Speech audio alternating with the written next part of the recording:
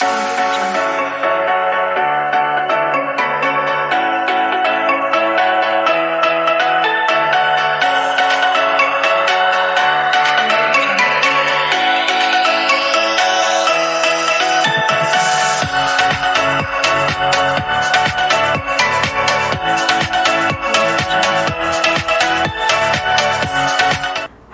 and welcome to Real and Peel with Dr. Becky.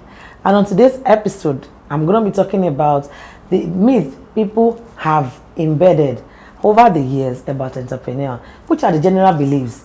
First, I'm going to be talking about ideas. You really don't need to have unique and fantastic ideas before you go into business or dive into entrepreneur.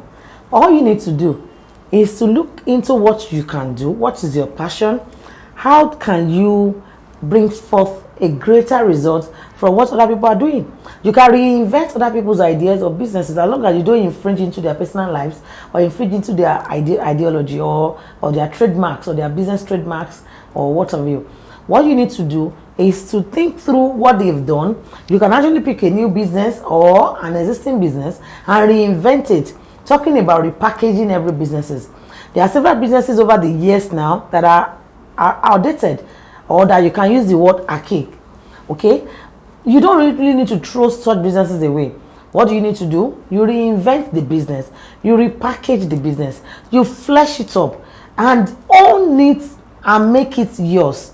Okay, you own it, you reinvent it without necessarily copywriting anyone, and make it yours. So you really don't have fantastic ideas or come up with this new earth-shaking idea before you dive into business. You really don't need that. Okay, look into what is in the market, look at the product, look at your knowledge, understand the product very well, understand your environment, understand where and who are your clientele and where do you intend to set up this business, and you can give it a trial. Entrepreneurs are risk takers. You need to be able to take risk. Okay, most entrepreneurs in Nigeria and across the world actually don't test the water before they dive into it. Yeah, you might say that is the reason why they make some mistakes. Okay, but let me tell you, mistakes are inevitable in business. Several people who are in business today had made some mistake or the other before they became a master of that business. So if you are being afraid of making a mistake before you set up a business, you might never be able to set up one. I know of young entrepreneurs today who are afraid of starting up something, who are afraid of failing. You don't want to be tagged, oh, you failed. Several people have failed. I have failed in business before I became successful. Okay, and I know several other CEOs today or several people who are doing fantastically well in their field or their sector that have also failed in one way or the other, or make one mistake or the other before they became perfect in what they are doing today. If you want to refer to the likes of the Gucci or the likes of several brands in Nigeria that I might not want to go into, then go and dig down into how they started, or sit with some of the CEOs or the brain behind those businesses. You will then know even the Dangote of today, it didn't start so rich and mighty. When you look at the history of the great Dangote, which is one of the biggest entrepreneurs we have in Nigeria today, I'm sure he must have made one or two mistakes before he became a master of what he's doing today. So the take home from this is that don't be afraid to make mistake. Okay, it is part of the business. Don't be afraid to take risk. All right, risk takers are winners. And don't be afraid to think through an idea or to reinvent an idea. Reinvent the idea, polish it, flesh it up, and own it.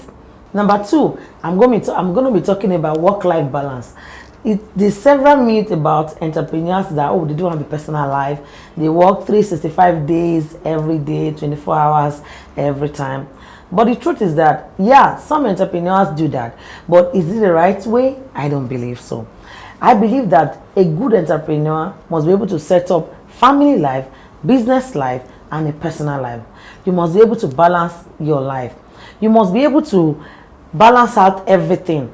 Now, the question is there anything like a balanced life? The answer is no. It is not possible to have a balanced life if you are going to be an entrepreneur or a successful person. What you need to do is to counterbalance your life. And that is what a lot of entrepreneurs do. across the world. They counterbalance your life and every aspect of your life. Because you know why? You have several aspects of your life.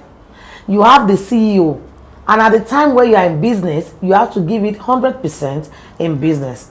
When you are at home and you are a parent, a mother or a father, you must give that time, because that is a family time. You must give that time 100% at all time.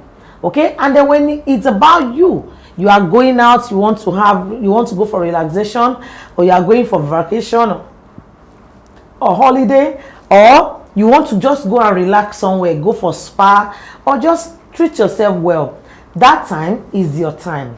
Okay? Or you want to go for gym, you want to enroll into one exercise or the other, that is your time. Okay? So you can't mingle everything together. You start having problems in balancing it. So when you have people talk about, oh, you have to balance your life, the truth is that there's never a time you'll be able to balance it out. If you are balancing, that means you're giving it 30% to 50% equations to every part of your life. You will never be able to produce an adequate result on each of the aspects of your life that are important to you. So my advice is that you counterbalance your life at every point in time and concentrate and give it 100% at every time you are faced with a section of your life, because every section of our entrepreneurial life is important. For myself, when I'm at work, it's 100% at work. When I'm at home, it's 100% a mother and I'm at home. When it's my personal time, most of the time I read. So when it's my personal time, I know it's my personal time. And that is what I advise most entrepreneurs to do. Don't juggle life around. That's why you see you get tired, you come up with issues, fatigues and all of that, because you are trying to balance life. Life cannot be balanced. Life only needs to be counterbalanced. And number 3, it's about age. The general belief is entrepreneurs are young people and they want to just try themselves, or they don't have focus. No. Look at the Facebook owner, okay? These are young people, but they are focused. Unlike the general belief that they just want to try themselves. No. Look at the time when Apple started. It started very young. And look at how far it's grown today. And I can make mention of other businesses in Nigeria that are young people, and they started their business so early in life and they are still focused. Now the question is that, does it mean that the older people cannot start business? Yes, you can.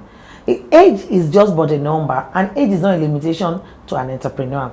If you are unhappy with the current job you have and you have passion for business, okay, my advice is that you go and start the business that you desire to start. Sitting at home, not doing anything, is not productive for you and not productive for your partner. I don't subscribe to you staying in the house, not doing anything, okay? You are meant to be a partner, okay? Even as a woman, you are meant to be a partner to your spouse. You're not supposed to just stay and not do anything. As a young man or a young woman, if you look at places in Europe, when they retire from businesses, you see them take up menial jobs, not for the money, but to want to keep body and soul together. I know of an hotel owner in England who is very big, a big hotel owner. He's 70 years old. He retired as a chairman of this hotel. The children have taken over the hotel. But do you know what he does? He still runs the taxi. That's the taxi from the airport to their hotel. And you will hardly know that he is the chairman of this hotel. I'm talking of a 5-star hotel. So, meaning that you don't really have to stay in the house not doing anything. Oh, I am afraid I'm old, I don't want to start a business. No, you should start a business at any age you want to start a business. And there's no retirement into your business except when you feel, oh, you have people you can hand over to. So either old or young, an entrepreneur is an entrepreneur 24/7, anytime, any day.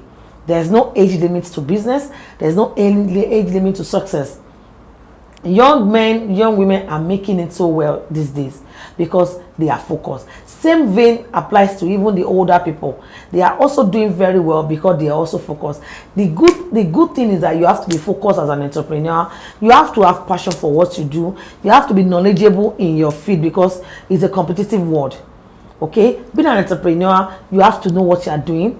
You have to understand the basics of business and how it runs. You must know how to work with people. How do you manage resources and manage the people that works with you? Okay, if you have the ability, you have the capacity to do it, and the fund, the resources to handle the business, dive in and go for it. Okay, we need entrepreneurs today. Even the government is trying to promote NYSC into skill acquisitions. They are promoting owning businesses in different sectors, because everybody will not be paid. Everybody will not go for paid employment. Okay, some of us need to start up a business. Some young men or young women started up their business that they are doing today right from NYC. I mentor a lot of people who are today a big entrepreneurs who started their business even from NYC, started their business when they were young, and we help them to grow, we promote them, and today they are doing very well in their businesses. Okay, so a woman or a man, no matter your gender, you must go for business. You must push for what you want to achieve and achieve results.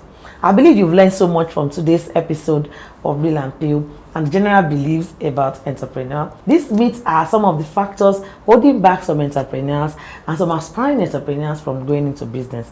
And I hope today's episodes have opened your eyes and changed your mindset about some of these factors. Please subscribe to our YouTube channel and follow up on all our social media platforms. See you next week.